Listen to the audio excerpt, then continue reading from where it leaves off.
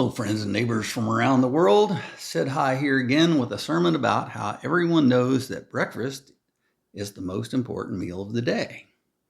So here I am eating a healthy breakfast, a lot of fruit and some tea. But the thing is, it's like afternoonish now, isn't it? And, it's so what is it? Is it what's in the breakfast that makes it important, or is it the time that you eat it?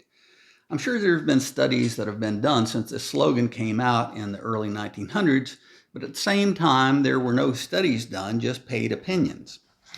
This advertising slogan has been used earlier by other companies with good results, but Edward Bernays took it to a whole new level.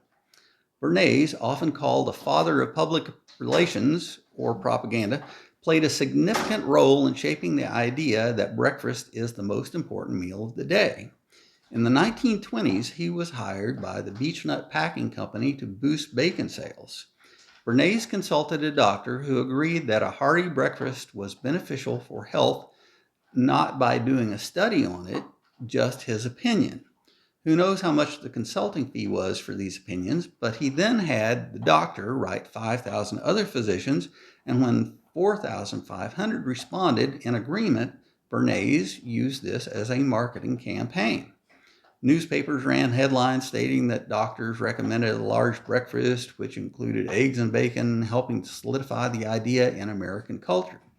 And remember, it was not based on facts or a study, just a slogan that some marketing person came up with that Bernays made into reality for millions of people just by using propaganda. This doesn't seem like sinister propaganda, but let's look at how it relates to the commonalities.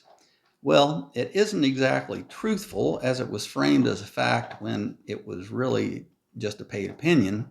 So while it's deceptive, I wouldn't call it sinister. The main propaganda technique here was appeal to authority, but also repetition and bandwagon. The repetition was advertising using as many media outlets as possible and also influencing them to talk about it in programs. And as the public started getting used to the slogan, this created the bandwagon effect. So again, 100 years later, people are still saying it. But look at how powerful that slogan was when used in a marketing campaign through mass media. People still quote this slogan over 100 years after it was introduced, like I was just saying. And while this was just using propaganda and advertising pork products, so it's not really sinister in this case, but what about smoking? The same propaganda techniques and more were used to promote smoking. That turned out to be pretty sinister. And in tobacco's case, there are actual studies that show the dangers of smoking, so the doctors that agreed to do advertising that promoted smoking were just lying for the money. Now, there's been lots of court cases out there. I mean, this is just what I've heard and know, so if I get something wrong, let me know. But hopefully this is all relatable. So some other propaganda techniques that Big Tobacco used were things like implied association, that is, rugged men smoking, smoking is sexy, smoking as a way to enjoy life, smoking shows independence, smoking is rebellion, etc.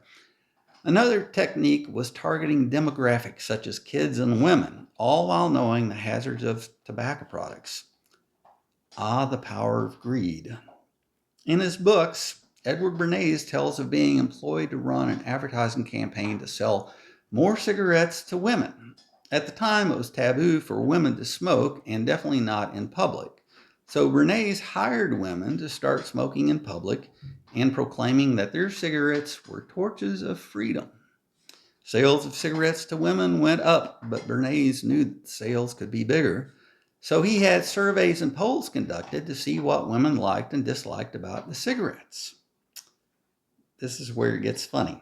It turns out that the brand of cigarettes that Bernays was marketing came in a green package. The color green was not in fashion at the time, so it clashed with their outfits. This information, Bernays contacted fashion designers in Paris and got them to bring green back into fashion. The sale of these cigarettes went up dramatically. Are you starting to see the power of propaganda? So, how many propaganda techniques were used to do this? By paying women to smoke in public, he artificially started the bandwagon effect. Using the slogan "Torches of Liberty" invokes patriotism. And by changing the fashion to include green, this would be peer pressure and appeal of celebrity, I guess. It gets a little vague in some of these. Everybody has to kind of think about it in the situation. And while these propaganda techniques were only slightly deceptive in these cases, well, except for smoking, that was a bit much bigger, a propagandist will be as deceptive as necessary to create the reality he is paid to create. So it does apply to the smoking one. All right, I hope you learned something from this video. I find the power of propaganda incredible, frightening, and fascinating at the same time. And sometimes just thinking about how propaganda is being used makes me nauseous. But it's necessary to understand how it works so that we can see through it and not be manipulated by it.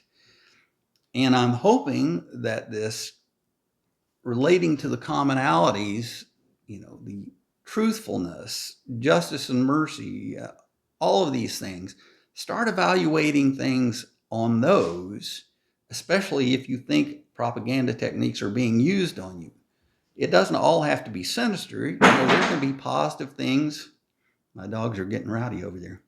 Sorry for that. It can be positive things as well as negative, depending on how it relates to the commonalities. All right, that's it for this video. Thank you for watching. Again, I hope it was educational and beneficial and maybe lead us to a better life. All right, I don't know. I'm just throwing things out there. But if we all try to think positive and do positive things, we can't just think about it. We have to do it. Action is the important thing here. So if we can all just be commoners and get it together, I think good things are going to happen. On that positive note, thank you again, and I hope you all are doing great.